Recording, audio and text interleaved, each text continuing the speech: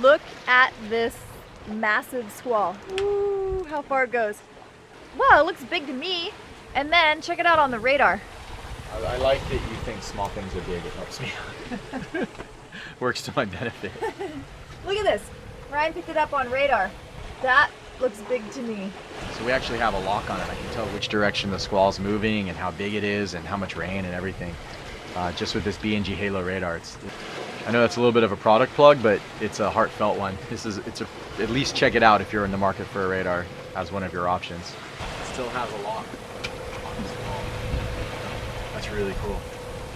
I know people are gonna go, all radars do that. Not this good. I've used a lot of radars and they'll find it, but they won't track it this well, and they won't show the intensity this clearly. It might actually rain out before it gets to us. You ready? Ready. Put it out. Absolute. Not yet, Nicole. Okay.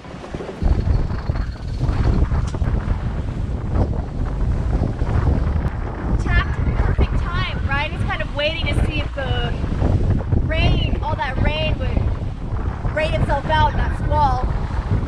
And it did. As we were tacking, it finished, and you'll have to come and see what it looks like. You can see the squall. It's tracking the heaviest part of the rain, and you can see the dots showing the breadcrumbs from the direction. So it's moving opposite direction as us right now. So it's pretty much gone. That was cool. Yay! This radar came in handy. Yep. There have been 30-degree wind shifts. These shifts are all associated with the squalls. Like, winds tend to suck into a squall. So when you see the dark clouds, you can anticipate that the winds are gonna usually move kind of in that direction, and the closer you get, a lot of times they'll also get stronger. Let me show you why we're excited about wind shifts. Say you have a rad boat and you want to sail to a bitchin' island, but the island is directly upwind. Sailboats can't go into the wind, so normally you sail one way for a while, then sail the other way until you finally reach the destination. But in reality, the wind often changes direction. When that happens, sailing in one direction will point you closer to your destination than the other. If you pay attention to those wind shifts, you can always check to make sure you're going in the direction that is as close to your destination as possible. You'll sail a shorter distance and reach your destination more quickly. If you want more tips like this in the future, or you think Nicole has a nice ass, please subscribe and click like. Or if you think I have a nice ass, or if you think I am an ass. A lot of times, when you see a band of clouds, the wind is usually perpendicular to that band of clouds, or almost perpendicular. In this case, the band of clouds is running in this direction and the wind is coming from right over there. So it's a classic example of a little local weather pattern. I have a smart man. Just watch a lot of YouTube. Not out here. Data's expensive. Gotta save it for the farm. He's not joking. I'm joking.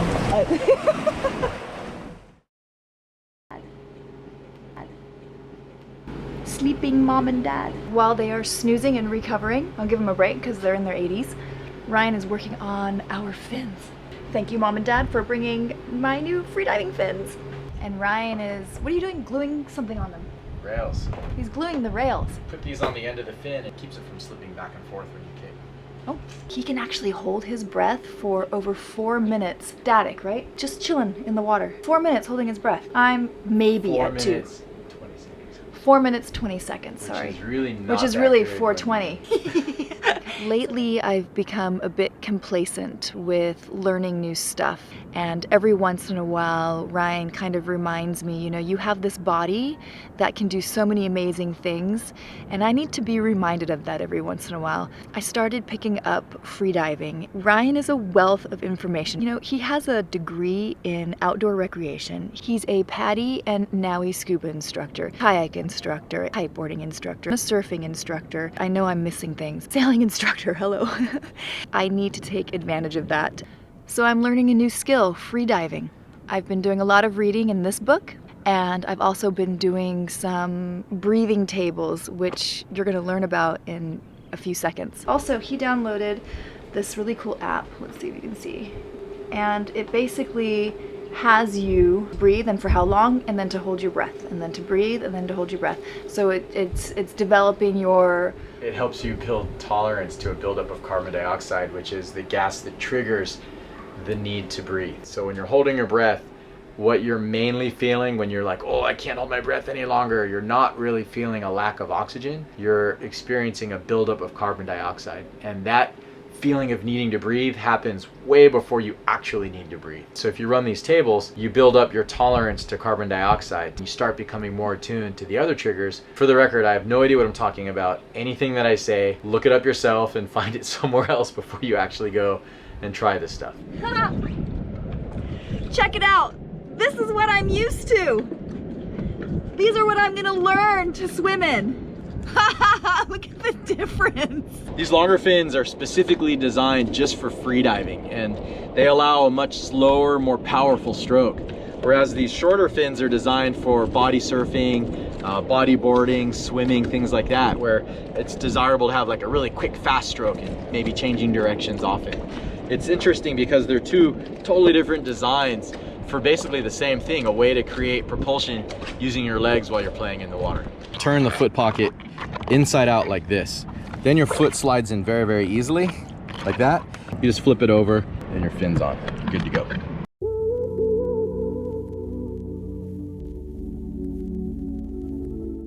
From the book I'm reading, I'm learning how to kick with these long fins, and I'm conditioning my legs for the extra strength they require.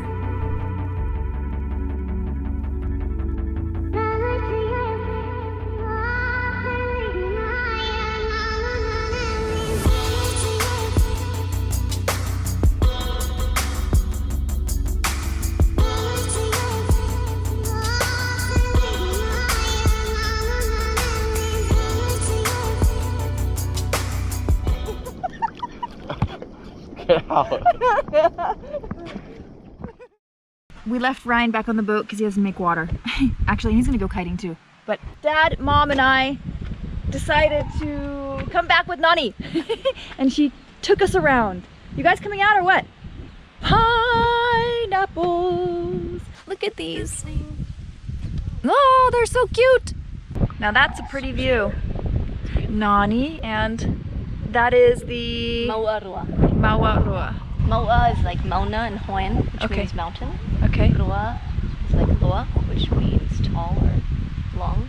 So it's a tall mountain. So this is 100-cent franc here in French Polynesia. And there's also 50-cent francs. And both of them have the Mauarua engraved on it. And this is a mountain right here. You can actually see this in Mutiny on the Bounty as well. Oh, you can? Yep. It was actually a representation of Pitcairn Island. They use Moorea as their backdrop. Yeah. Hard to open up later.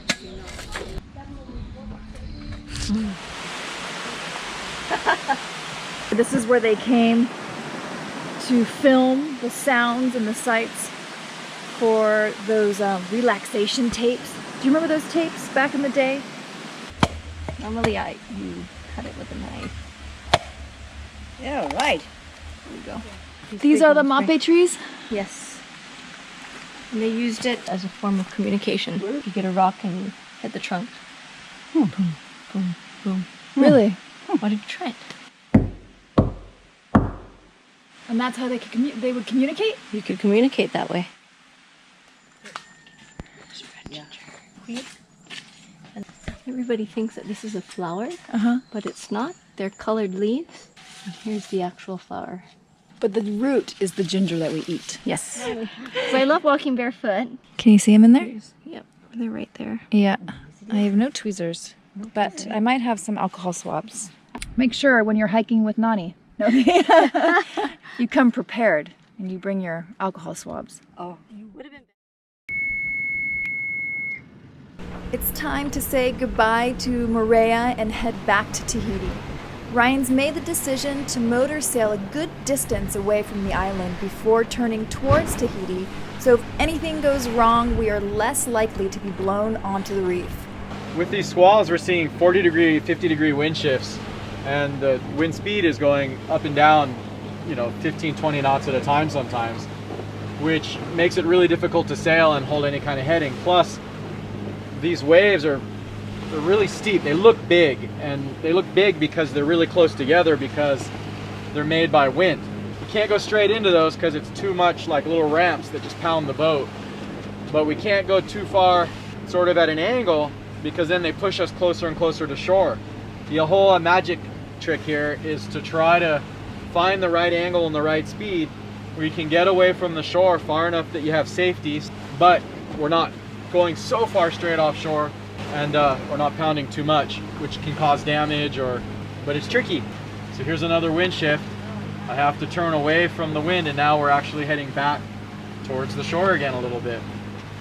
That was a big one. That was a 30-degree wind shift. That happened in a period of about 2 minutes. We're gonna come into the marina, and I'm really nervous about that because we have not come into the marina with Kiapa Nui yet, and I'm really nervous about getting the dock lines. That's my job. Ryan drives in and I have to do the dock lines. Thankfully we have some friends that are going to be waiting there for us to help out. Cross your fingers that I get it right. Oh, look at this. The wind against current. This is the one that we actually went in reverse with Naoma when the forward position on the transmission went out. Now you get to see it in the daylight. And then just beyond the pass, right there, it's like super calm. Such a trip. Look at now how calm the water is starting to become. Compared to this. It's like all of a sudden then it's smooth once you like come into the lagoon. Now we have to come into the marina. And now I'm getting even more nervous. This is always where like the best place to have arguments is pulling in and out of a marina and these damn dock lines.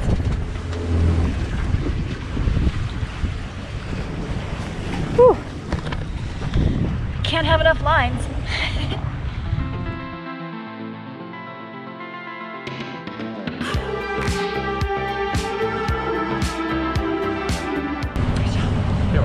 I know we're not done. Good job, guys. And we made it. Went super smooth. Ryan was a champ driving Kiapa Nui, and for the first time in the marina, I did good. And we're still married. For all of you who are watching, who are sailors, who sail with your spouse, you know what I'm talking about. So you know what time it is? It's time for a glass of wine in celebration. I am happy.